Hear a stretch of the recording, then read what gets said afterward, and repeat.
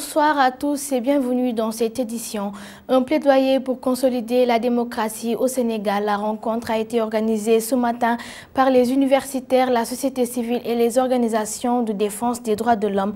Pour les initiateurs, de grands pas sont posés dans le sens du dialogue politique. Bamba Faye. Responsables ou militants de la majorité gouvernementale et ceux de l'opposition côte à côte, il fallait un cadre comme celui de l'auditorium de l'UCAD avec devise Lux Mea Lex pour abriter cette image forte aux paroles qui sonnent une retrouvaille autour de l'essentiel. La synthèse qui vient d'être faite par le professeur Amsatou Sow Sidibé contient un certain nombre de propositions qui, à son avis, devraient pouvoir constituer une occasion de renouer le dialogue. Je pense qu'il y a effectivement des avancées. Il y a des avancées, je ne dis pas qu'il n'y a pas d'avancées. Nous ferons une évaluation au niveau de la CAP 21.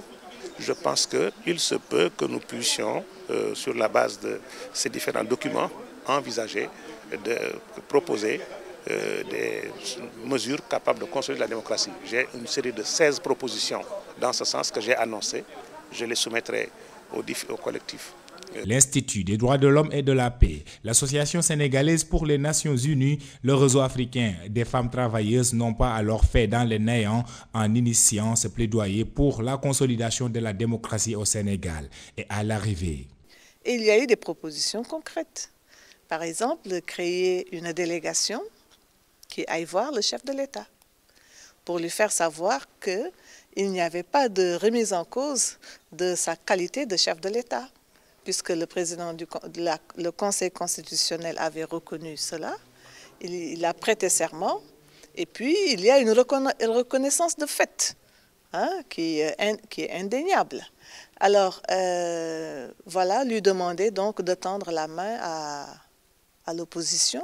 Mieux, la société civile, universitaire et organisations de défense des droits de l'homme se proposent de répertorier les conclusions de cette rencontre en mémorandum qu'ils vont remettre au chef de l'État. Dans le cadre de la quinzaine africaine des risques professionnels, la Caisse de sécurité sociale a organisé ce matin une conférence publique suivie de débats sur le thème des cancers du sein et du col de l'utérus. Cette rencontre, qui a duré 3 heures d'horloge, a permis aux médecins et aux autres participants de réfléchir sur la protection de la mère et de l'enfant, mais également sensibiliser les femmes sur la prise des mauvaises habitudes comportementales et alimentaires. Nous y reviendrons dans nos prochaines éditions. Ce matin, s'est ouvert un atelier de formation pour les femmes candidates aux prochaines élections législatives, organisé en collaboration avec de nombreuses organisations non gouvernementales.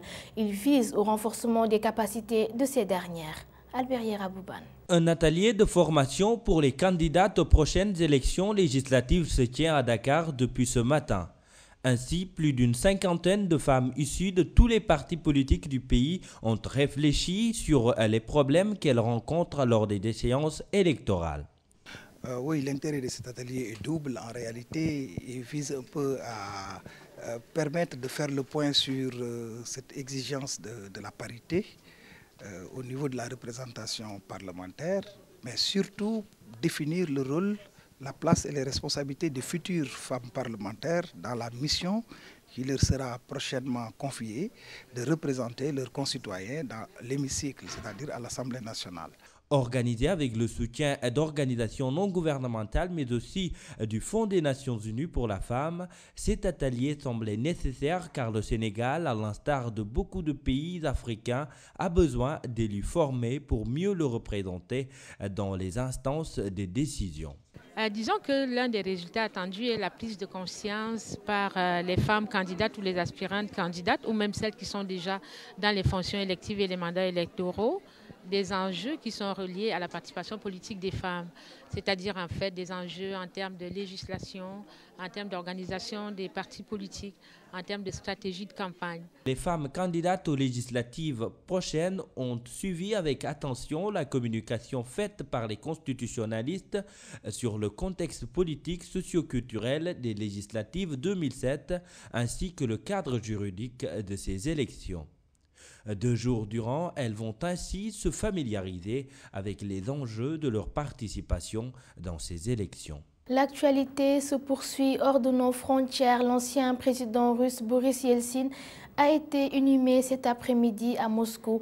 Des milliers de personnes sont venues lui rendre un dernier hommage à la cathédrale du Christ-Sauveur. De grandes personnalités étaient à l'inhumation. Bien sûr, l'actuel président Vladimir Poutine, mais également George Bush, père, Bill Clinton, qui était son ami. La France, quant à elle, était représentée par son ministre des Affaires étrangères, Philippe Douste-Blazy. Le Pentagone accusé d'enjoliver les guerres en Irak et en Afghanistan. Hier, l'ex-seconde classe Jessica Lynch, héroïne de l'invasion d'Irak en 2003, s'exprimait devant le Congrès américain, de même que le frère de l'ancien footballeur Pat Tillman, tué en Afghanistan. Tous deux ont témoigné à charge contre l'armée américaine. Voilà qui met fin à cette présente édition. Merci de l'avoir suivi et bonne suite de programmes sur la RTV. Au revoir.